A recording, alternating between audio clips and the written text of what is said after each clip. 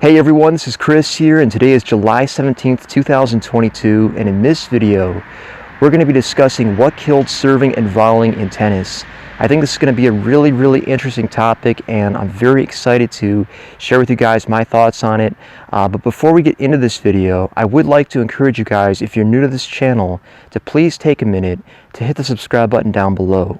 That'll keep you notified of any time we release additional content like this. And of course, if you enjoy videos like this, then please be sure to share this video with your friends.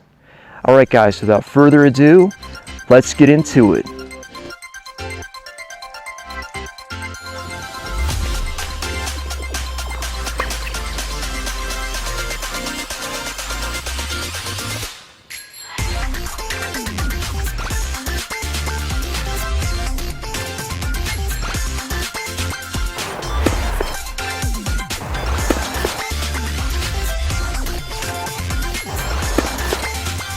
Another thing that I'd like to mention before we get into today's topic is that I have a new blog actually, so you guys can check that out if you'd like to get more of my thoughts on the topics that we discuss on this channel. That is www.chilltennis.substack.com. On that blog, I'm going to be kind of going into a little bit more detail than I'm able to with some of these videos, because sometimes I forget things and sometimes I get ideas for things that I wanted to talk about in the video, I just couldn't quite remember when I was actually working on the video itself. So, but anyway, we're going to go ahead now and jump into this topic, what killed serving and volleying. And I think that to really understand why it died out, you have to go all the way back to really when it started. And it was a playing style that started back in the 1870s. It was used by Spencer Gore when he won his very first Wimbledon Championship back in 1875, I think it was. Not sure when the first Wimbledon was held, but I do know it was in the 1870s. And coincidentally, actually, the very next year, he was beaten by a guy who invented the lob. So it's kind of interesting when you think about it that tennis didn't really start off with every shot in the game. First it had serving and volleying, and then the lob was invented the next year, and there's, I'm sure, lots of other shots that were invented over the course of time as well.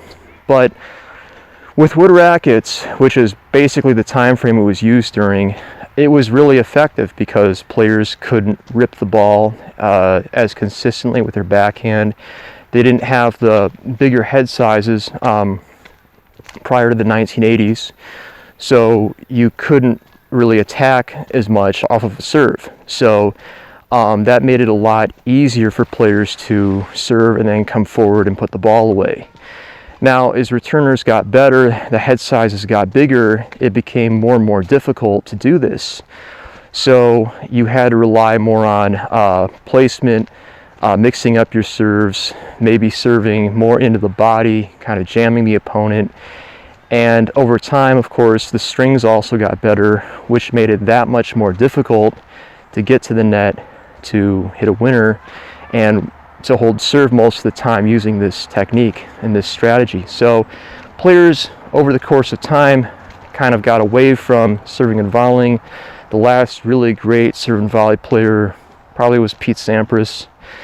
And I think that some people have said maybe it was the coaches just didn't want to teach serving and volleying anymore. And I think it was a little bit of that, but really, again, the game was changing. It was changing more towards a baseline oriented style of play. And also the surfaces slowed down a lot starting in the early 2000s, which made it much tougher for the serve and volleyers to really do well.